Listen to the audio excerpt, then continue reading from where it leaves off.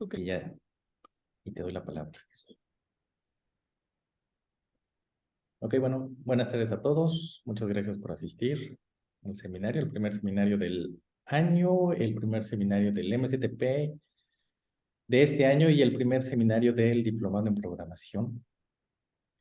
El día de hoy tenemos el gusto de tener al doctor Jesús Manzanares Martínez. Entonces, él nació en Hermosillo y estudió su licenciatura y maestría en física en la Universidad de Sonora. Después hizo el doctorado en la Universidad de Montpellier II, en Francia. Actualmente trabaja en la Universidad de Sonora en el Departamento de Investigación en Física. Se dedica a la realización de estudios teóricos y simulaciones computacionales relacionados con la propagación de ondas en medios periódicos. Es nivel 2 del Sistema Nacional de Investigadores y el día de hoy nos va a dar una charla con el título Programación de calor en una barra metálica. Propagación, perdón. Entonces, pues, los micrófonos son tuyos, Jesús. Dale, muchas gracias, Jorge. Me da mucho gusto participar con ustedes en este diplomado, ¿no? Siempre me da mucho gusto participar en Chiapas, ¿no? Soy un admirador ahí del centro, vi cómo se desarrolló. Bueno, me toca darles una plática que le pusimos propagación de calor en una barra metálica, uso de las computadoras en la solución de la ecuación de calor.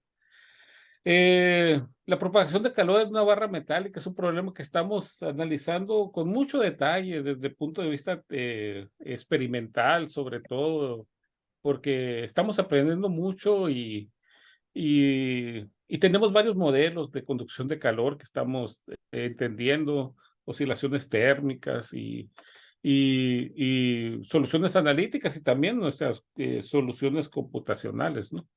Y esto es lo que les vamos a preparar. Esta plática me hizo el favor de prepararla mi estudiante de doctorado, Roxana Martínez, y le agradezco mucho que me haya ayudado en esto, ¿no? Pues el calor es un fenómeno, primero le voy a hablar del fenómeno físico que vamos a calcular, que queremos calcular en forma computacional.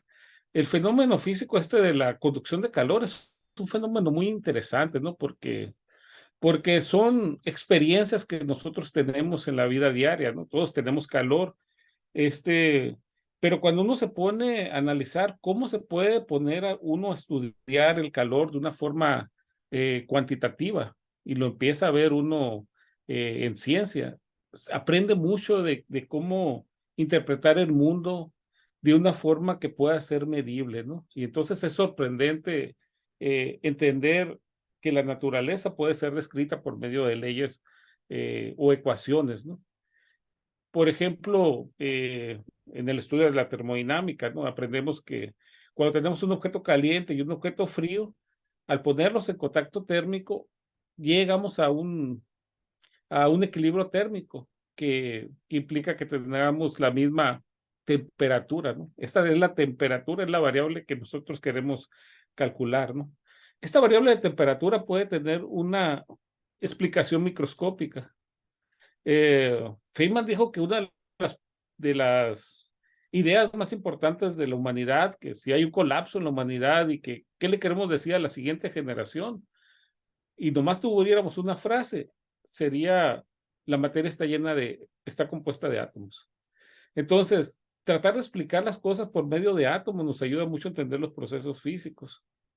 Por ejemplo, la temperatura puede considerarse como una vibración colectiva de los átomos o moléculas o fonones que haya en una estructura.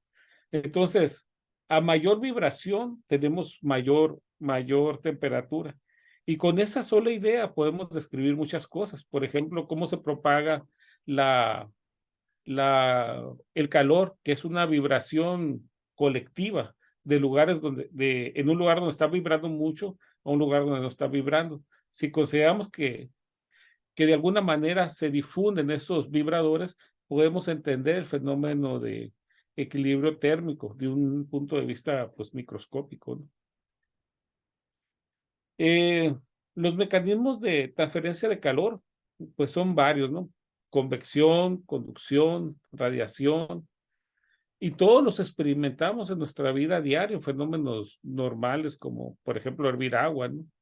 La estufa radia calor, existe convección en un líquido, ¿no? Se evapora. Si tú agarras con la mano el sartén, pues conduce calor.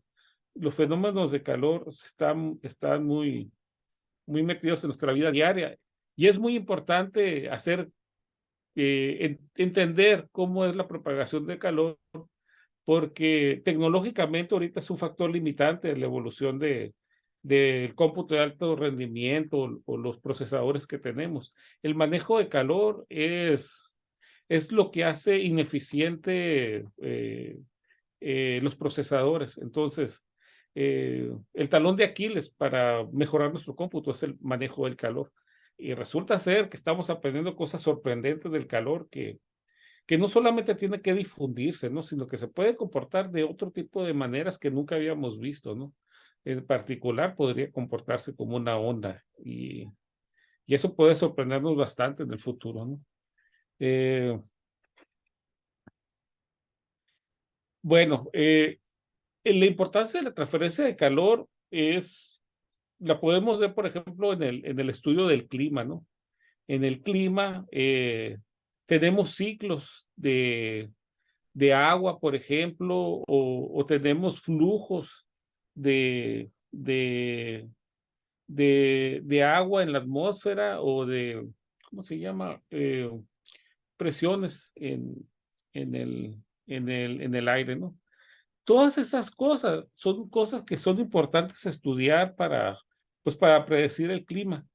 Y, y esos estudios son estudios numéricos. Tienes que meterte a estudiar estas cosas desde un punto de vista numérico.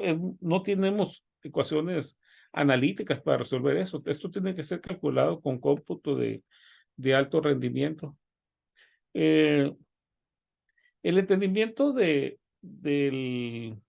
calor puede servir para varias cosas. Por ejemplo, para diseñar espacios como combinando los diferentes regímenes de calor, que puede ser convección o radiación.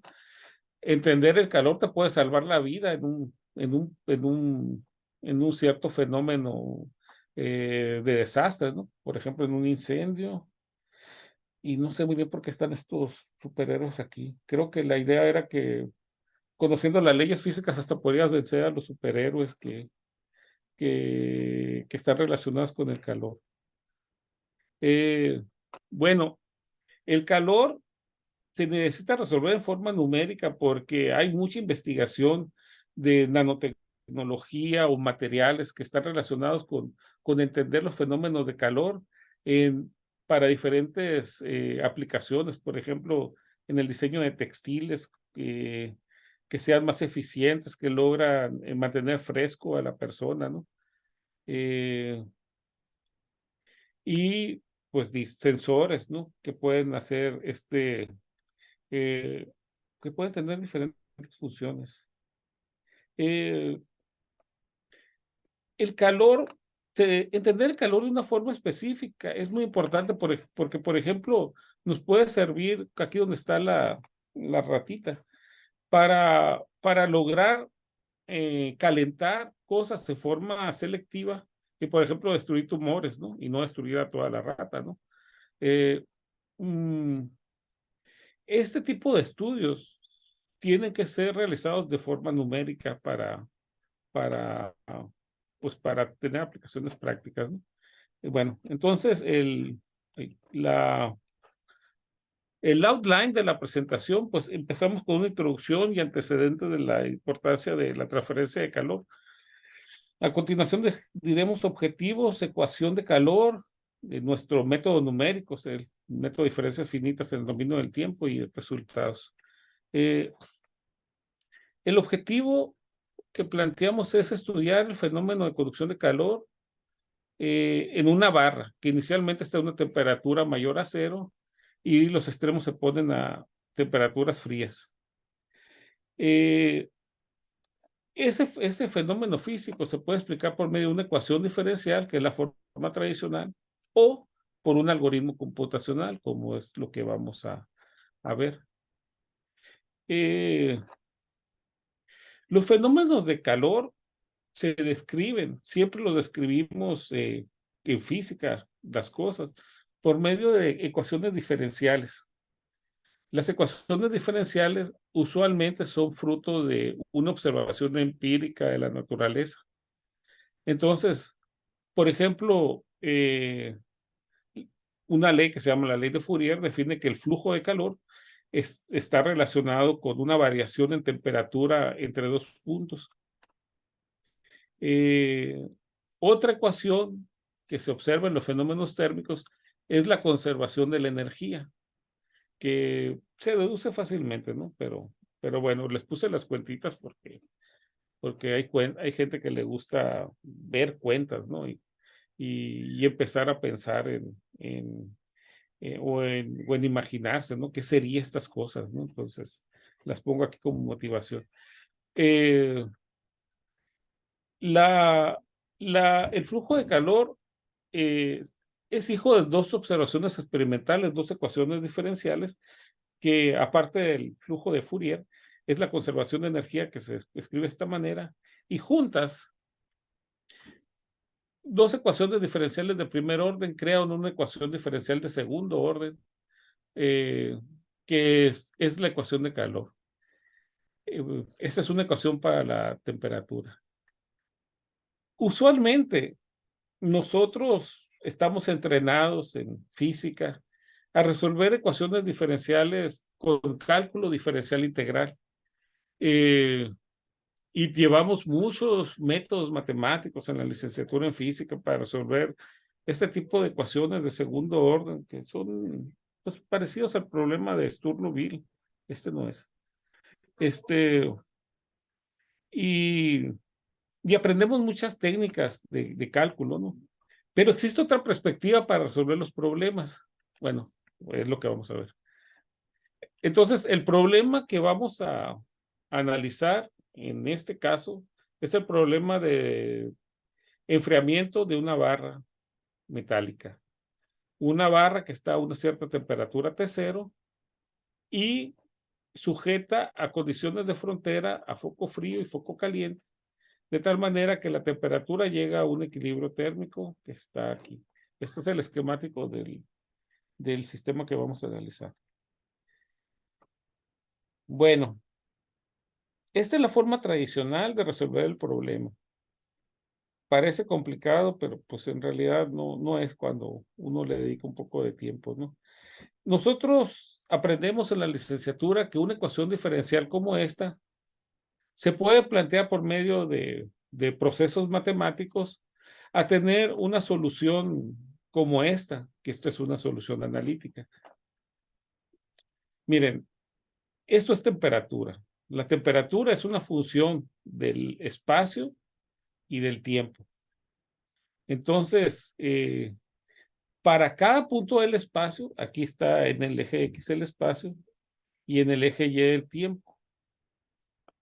No es la temperatura. El tiempo es algo que está variando y lo estamos viendo cómo son las diferentes gráficas aquí. Entonces, la temperatura es una función de dos variables, X y T, y que explícitamente están escritas aquí. Eso es lo que se define como una función. Esta función de dos variables la estamos planteando aquí en una imagen animada, pues muy bonita, ¿no? En donde lo que quiere decir esta imagen es que en la temperatura T0, la barra, esta barra que está aquí, estaba a 10 grados centígrados, estaba aquí arriba. Pero además de que está a 10 grados centígrados al tiempo T igual a 0, está sujeta a una condición de frontera que es temperatura 0 y temperatura 0 aquí y aquí en los extremos. Entonces, una vez que agarramos la barra, la ponemos a 10 grados y la ponemos en contacto térmico a 0 y a 0 grados, la barra se comienza a enfriar. Ahí está, miren, la temperatura empieza a bajar, baja más rápido en los extremos porque está en contacto térmico y en medio es donde tiene más resistencia a enfriarse.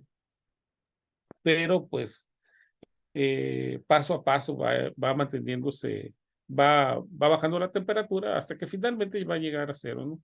Aunque va a tardar un buen rato en llegar a 0. Eso es lo que define esta ecuación diferencial y esta es la vía tradicional en que hemos en que hemos resuelto estos problemas. Pero hay otra forma de hacerlo, es la solución numérica. La solución numérica es otra forma de resolver ecuaciones diferenciales. Es una forma que no utiliza cálculo diferencial integral, sino que resuelve las cosas así como a la brava, ¿no? O sea, agarras una ecuación diferencial y la metes en la computadora para que la computadora la resuelva.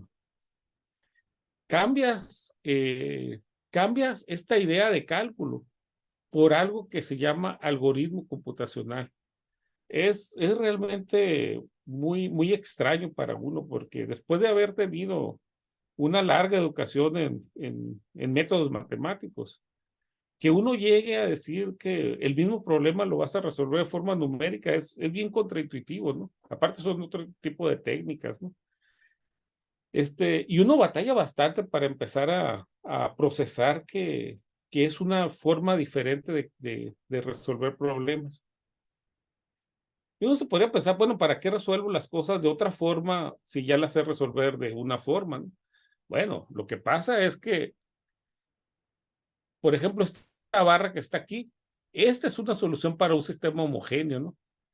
Pero si tuviera cualquier chipotito esta barra aquí o cualquier anisotropía, las soluciones analíticas ya no van a funcionar. Es muy fácil que en la realidad exista algo, alguna perturbación, algún cambio geométrico, que haga que las soluciones analíticas ya no funcionen. Entonces, ahí es donde entra la explicación por qué es necesario una solución numérica. En todos los problemas tecnológicos que enuncié ahorita, nunca vamos a tener una geometría perfecta, una geometría perfectamente cilíndrica o elíptica o recta o cuadraditos, ¿no? Que es donde funcionan bien las soluciones analíticas. Usualmente son geometrías complicadas, son geometrías amorfas.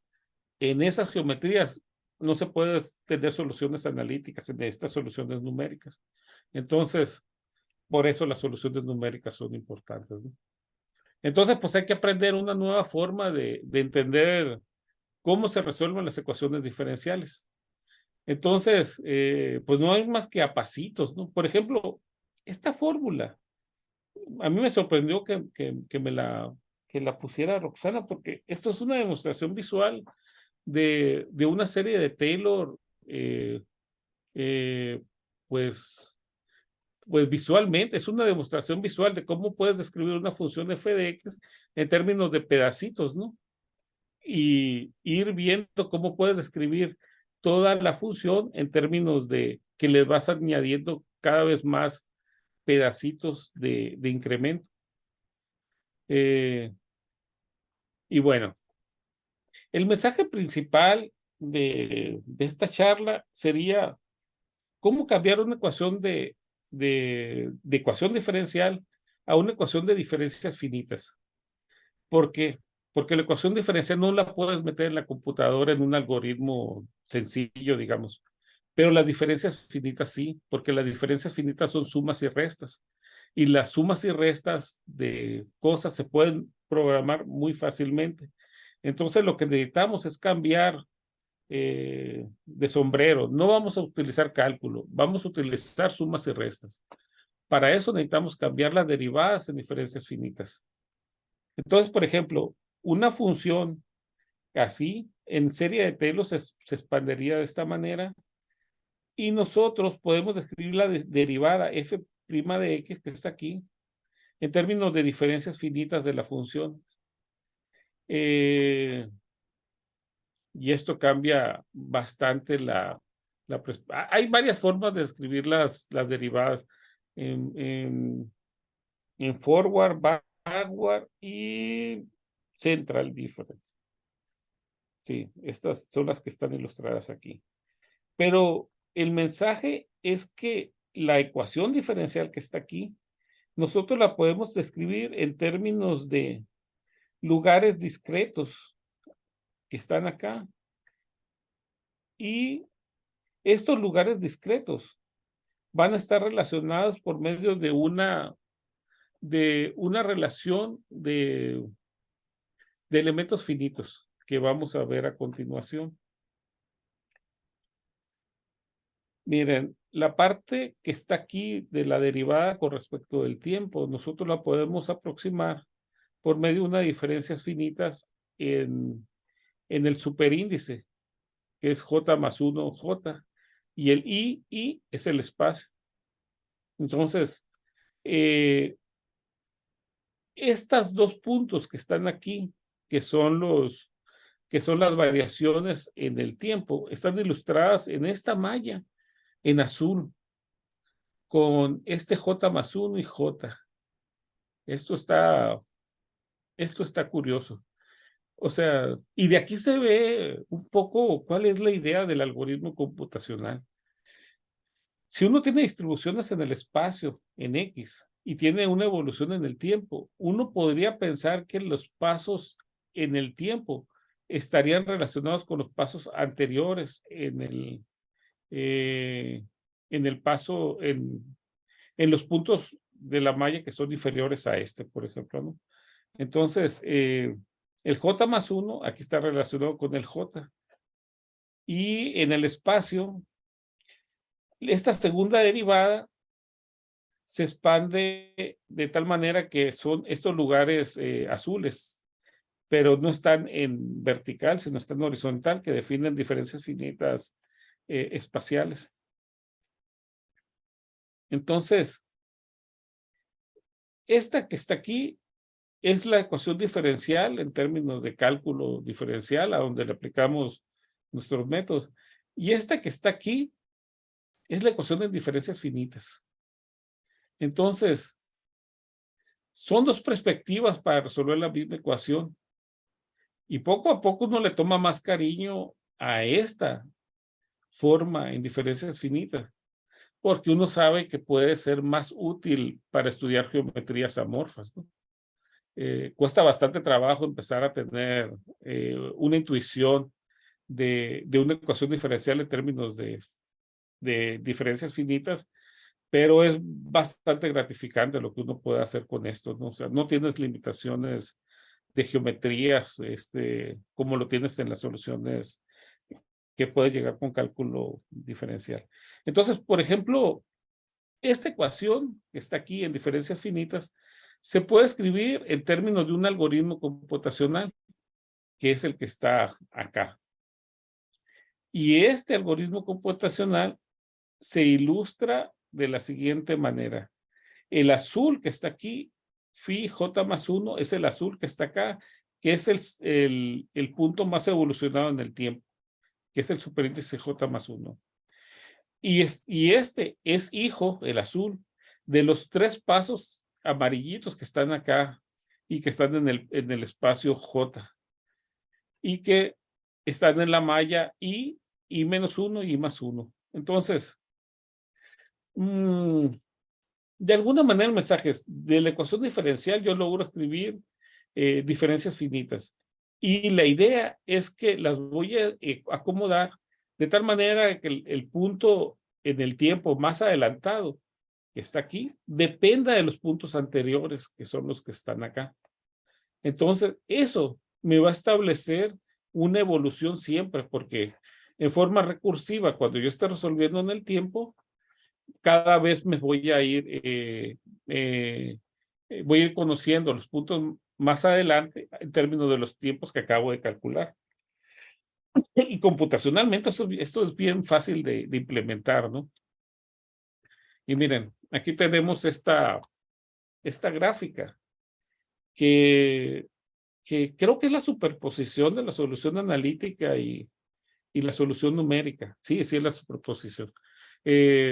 Ahorita les enseñé la pura evolución analítica, pero aquí ya tenemos la evolución analítica y la evolución numérica juntas. Creo que se ve la misma línea porque dibujamos solamente líneas y se ve solamente el color de la última línea que pusiste, pero está la analítica y la numérica. Estas dos gráficas que están aquí es la evolución de la temperatura en el punto medio que está acá. Y uno es la solución analítica y el otro es la solución numérica. Entonces, aquí vemos que empieza a bajar un poquito y después como que se estaciona y evoluciona así como una exponencial, que es lo que estamos viviendo acá, ¿eh? Esta evolución que está aquí es esta evolución que está acá. Y en esta gráfica lo que mostramos es el error que existe entre la solución analítica y la solución numérica. Es decir, la solución de resolver esto con cálculo y la solución de resolver esto con algoritmo computacional.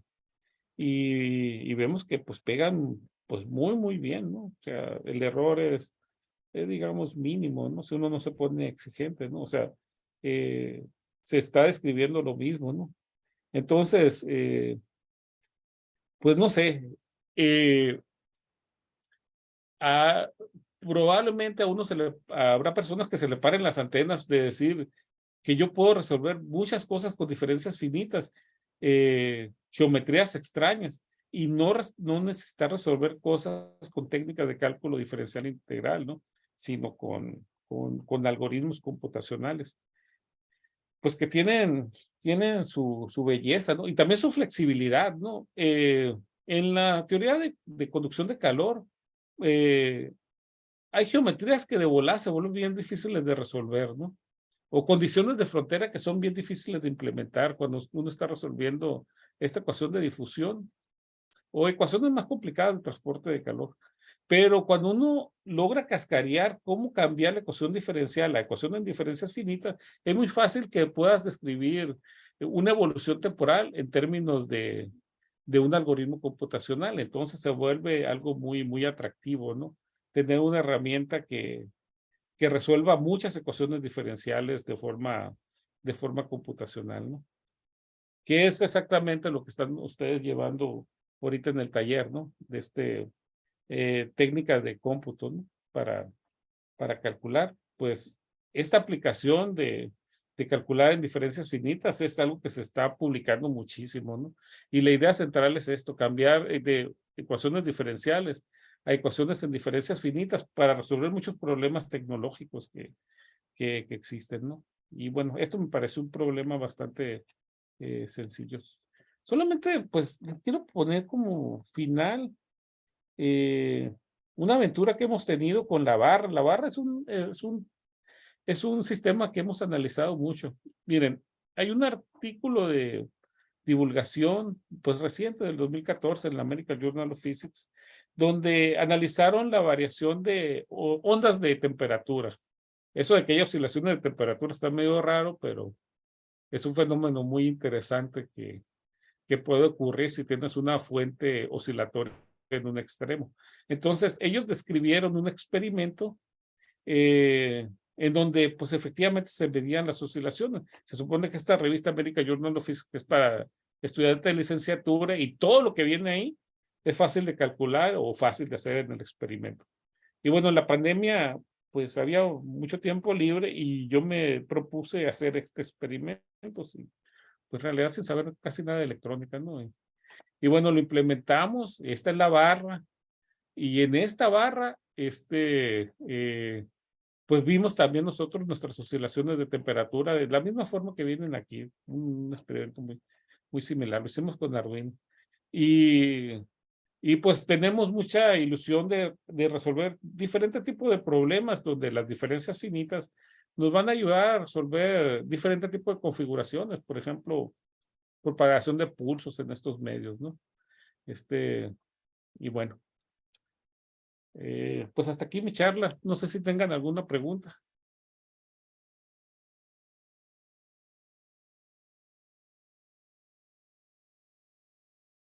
Jorge o Laura. No sé si está Jorge. Ajá. Sí, aquí estoy. Bueno, ¿preguntas? Hola, yo tengo un par de preguntas, si se puede. Ay, qué bueno. O empezamos, o dejamos a los estudiantes que pregunten primero. Sí. Sí, muy bien. Bueno, yo tenía un par de preguntas. Al principio mencionaba de que, bueno, para resolver muchos problemas, eso de transferencia de calor, pues en general se necesitan pues herramientas o en general, cómputo de alto rendimiento, ¿no? Sí.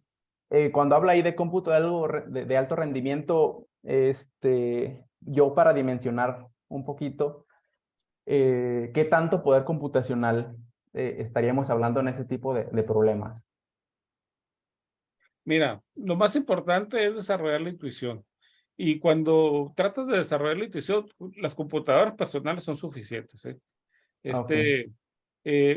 Puedes resolver muchos problemas básicos o muchos problemas de investigación con la computadora, ¿no?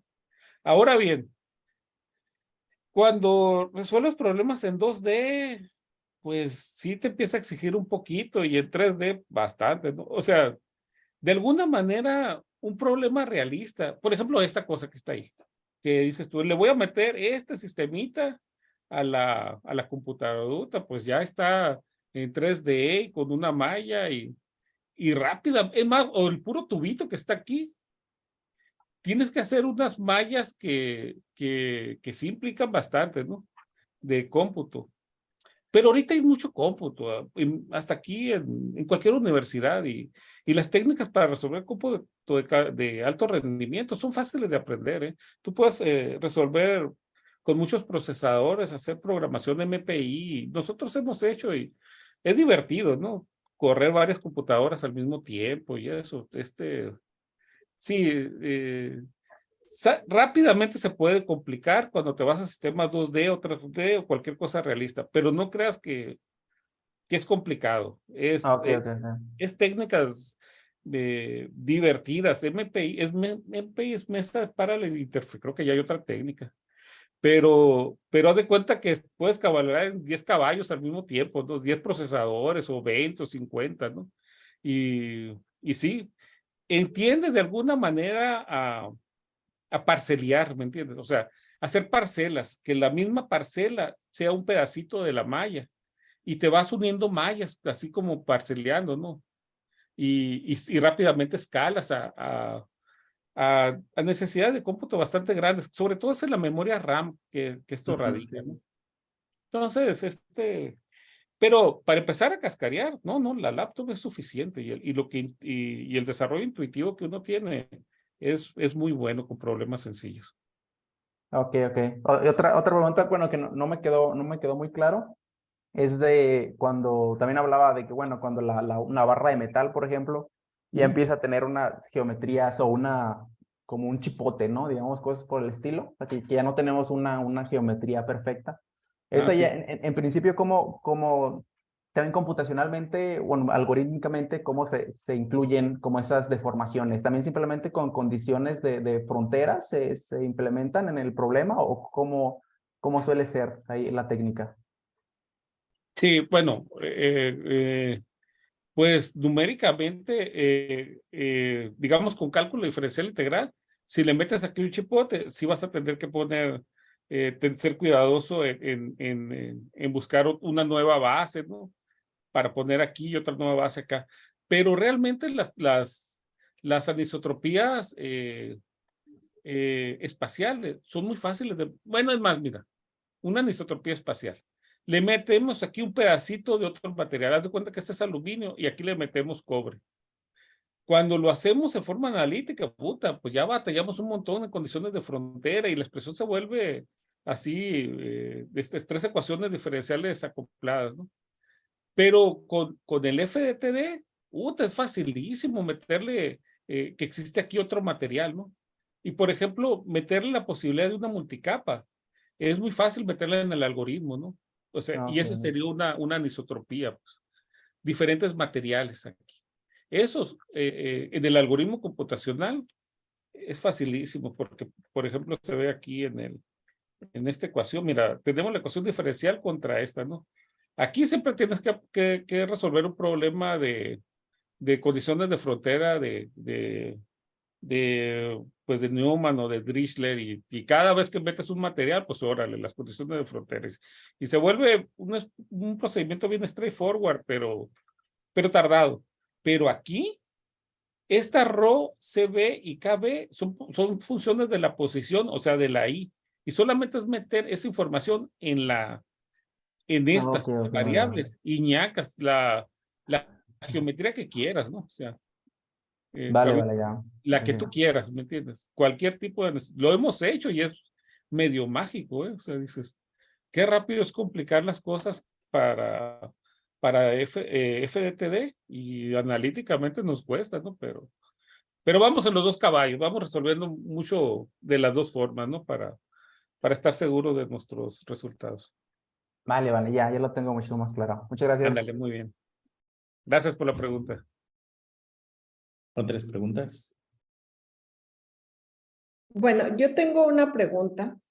Ujú, Estas gráficas que haces, que están en movimiento, ujú. estas, para hacerlas te llevas un código muy grande, o sea, digamos que ya tengo los datos de la posición y la temperatura. Es muy difícil hacer esa animación. No, hombre, Laura, haz de cuenta que el programa de Python es así, mira, es chiquito. Ujú. Y lo necesario para hacer las animaciones son 3 líneas. Pum, pum, pum, y ñacas. Es realmente, es un juego. Python es una herramienta muy flexible que a lo mejor nosotros que venimos de Fortran 76, estamos viejitos, o de C++, no nos damos cuenta qué tan flexible es, ¿no? Entonces, eso de incorporar el graficador y pues nuevas herramientas, ¿no? Hacen que las cosas sean mucho más sencillas. Yo cuando empecé a hacer simulaciones electromagnéticas, era un show sacar las figuras con Fortran 77, ¿no? No, era cosa de locos, ¿no? No, hombre, ahora es facilísimo. Es realmente muy fácil. Si quieres te puedes mandar unos códigos para que veas que Sí. salen bonitas animaciones. Es más, tengo por ahí un ejemplo de caída libre. Sí, estaría padre. Y está chistosísimo porque es un programita así, ¿no?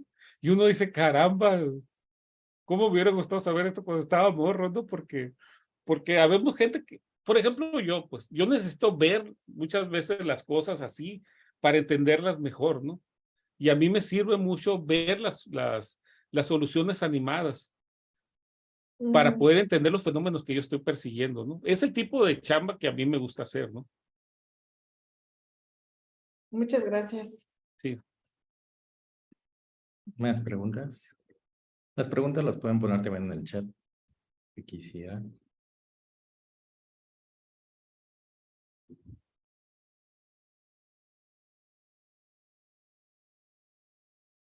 ¿Dudas, preguntas, comentarios?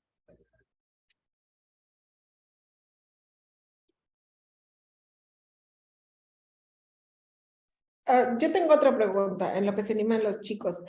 ¿Cuáles crees tú que sean las ventajas de Python sobre otros lenguajes de programación? Por ejemplo, estos que mencionabas, C o Fortran. Bueno, Python tiene incorporado un graficador, ¿no? Y entonces eso ya de volada nos hace muy fácil el output gráfico, ¿no? Eh, y, y tiene una forma de programar que es muy interactiva, que se llama Jupyter Notebook, que te puede decir pedacito por pedacito, ¿no? Eso a mí me gusta mucho porque antes era si hacías un programa grande, tenías que hacer un debug de muchas partes, ¿no? Entonces, aquí puedes escribir pedacito por pedacito de programa, ¿no? Y empezar a conceptualizar qué haces objetos, ¿no? O sea, este programa es un objeto, digamos, unas matrices, ¿no? Y las puedes visualizar y después corres otro pedacito del programa, ¿no? Entonces, eso ayuda mucho a construir programas grandes, porque te vas pedazo por pedazo, ¿no? Eso no lo tenía C++, ¿no? O sea, lo que uno tenía que hacer era programas un pedazo y mandabas impresión para ver cómo estaba el show, ¿no? Y ahora no, pues haz de cuenta que tú quieres visualizar matrices o cómo van las mallas espaciales. Es muy fácil verlo con Python, ¿eh? Y eso a mí me parece fantástico. También están las herramientas incorporadas, esas que teníamos nosotros del IMCL o Numerical Recipes o todas esas rutinas. No, hombre, ahora están bien metidas en el lenguaje, ¿eh? Y hay de todo, ¿no? Eso es los ejemvalores, eso, ¿no? Ahora es un juego de niños, cosas complejas, ¿no? Antes, antes era difícil conseguir las rutinas numéricas confiables. Sí, gracias.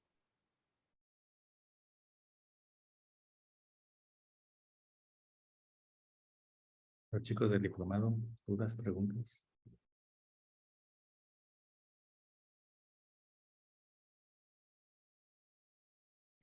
No les quiero decir que no aprendan cálculo, ¿eh? Hay que aprender cálculo diferencial integral, ¿no? Lo que pasa es que uno se emociona mucho con las diferencias finitas que logran hacer lo mismo, ¿no? Pero más barato.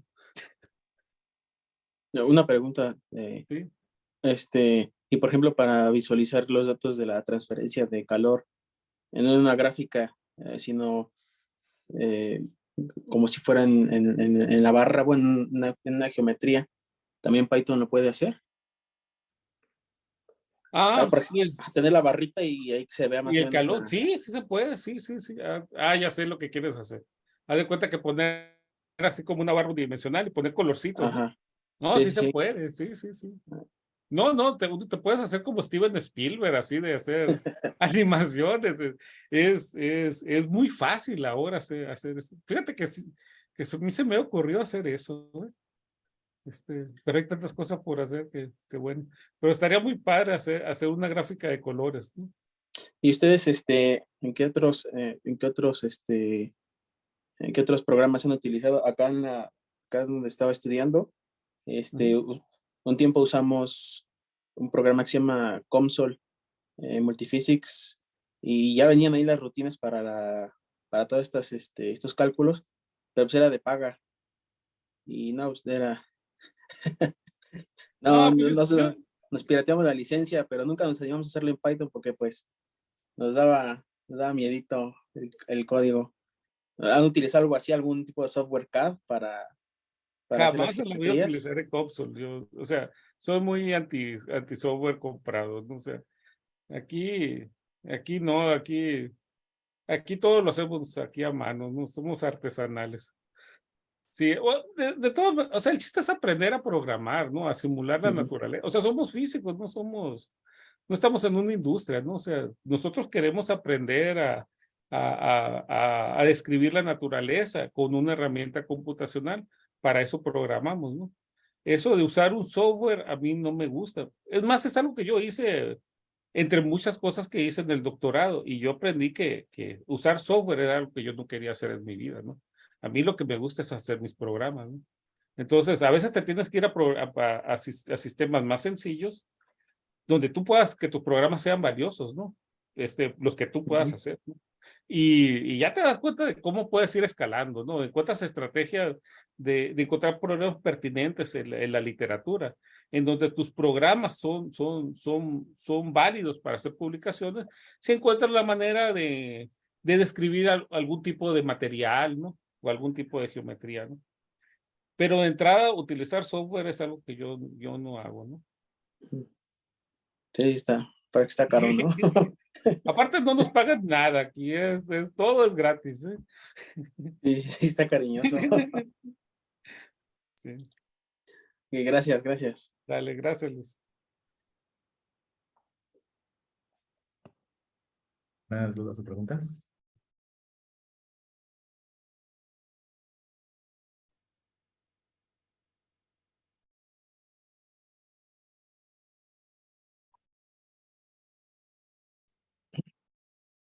Bueno, creo que fueron todas las preguntas, entonces, pues muchísimas gracias, Jesús. No, pues De gracias cualquier a manera, ustedes. ahí por ahí en el póster está tu contacto, entonces Sí, esperamos que estamos los chicos al también. pendiente de cualquier duda. Pues ahí estamos. Muchas gracias por la invitación. A mí me gusta mucho participar con ustedes, ¿no? Ahí en los que les puedo ayudar. Pues muchísimas gracias. Dale. Y pues bueno, entonces damos por concluido el seminario del día de hoy y nos vemos la siguiente semana entonces. Dale, bye. Gracias.